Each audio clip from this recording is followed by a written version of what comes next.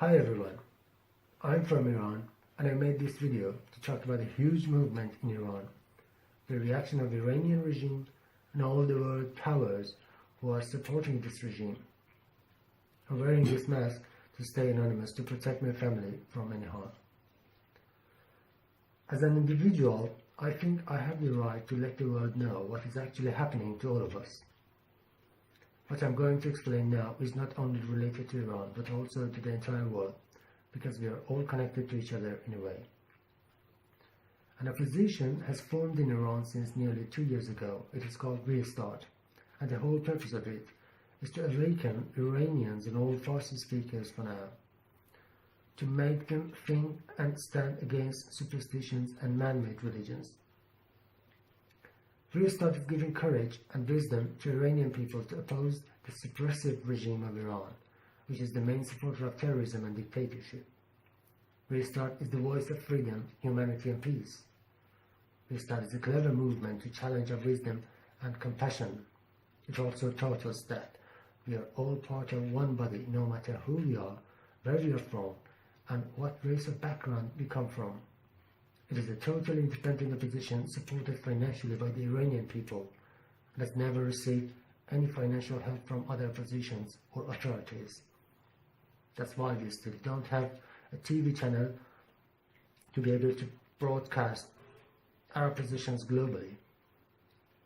In the past 2 years, despite all the challenges we took in Iran and out of Iran to oppose the regime, all the media, national and international, ignored us and prevented the philosophy of Restart to spread among Farsi speakers and the position itself to be known to the world.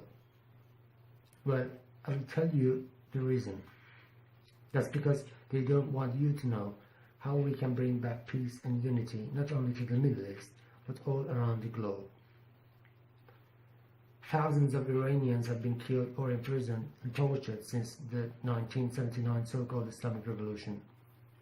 Thousands of Middle Easterns have been killed in the wars in the last 2-3 decades. Lots of innocent people were killed in concerts and social gatherings in Europe and America. We all believe that terrorism must be eradicated, and Iran is where we have to begin with. So far, they tried their best to discourage us by blocking our leader's Telegram channel, through which we had access to audio tracks provided to us. All the tracks were 50-minute lessons of interpretation of Persian literature by our leader. All the poetries of well-known scholars like Mawlavi, who is known as Rumi or Hafiz and Sadi. The reason for blocking the channel was spreading violence. Yes, we did break the windows of organizations related to the government, and yes, we did set a few mosque doors on fire. But they all happened at night, and we have not injured even one person so far. Besides, why do we even need mosques when there are lots of people struggling financially in such a rich country full of oil, gas and other natural resources? The next media who blocked us was Facebook, and our leader's Instagram account had been hacked about a year ago. That's why we opened thousands of Instagram pages on behalf of our leader.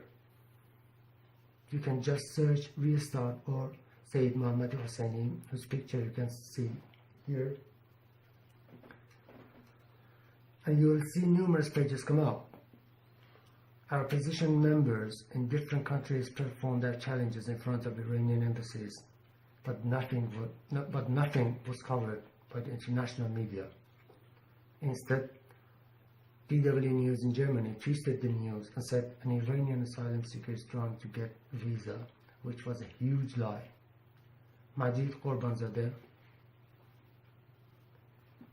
who is in the prison now, has a German passport and wanted to be the voice of millions of Iranians opposing the regime and to make our positions known to the entire world through the media.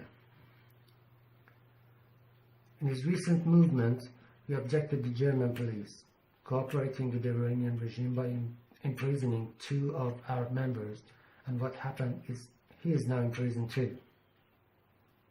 At this moment, I want to address the German police specifically and demand for their freedom. I want to address Angela Merkel, who claims that she respects freedom of speech and democracy, but instead has deleted Restart opposition members' comments on her Instagram page and blocked us. I want to address Pavel Durov and Mark Zuckerberg and ask them not to participate in suppressing the voice of humanity and human rights by blocking our leaders' accounts.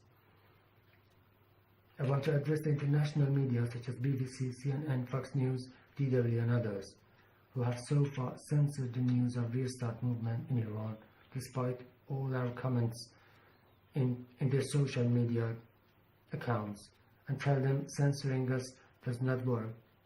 Our wisdom and sense of compassion has been moved already, and we now know what to do to set our country free of dictatorship and corruption. In the end, I would like to thank you and appreciate your time watching this video. I would like to upload some more videos to show how the corrupted regime of Iran is not helping our earthquake-stricken people, and instead they store the aid provided by people voluntarily to send them to their allies in the region. May we all live in peace and harmony in this world and make it a better and safer place for the next generations. God bless you and see you soon.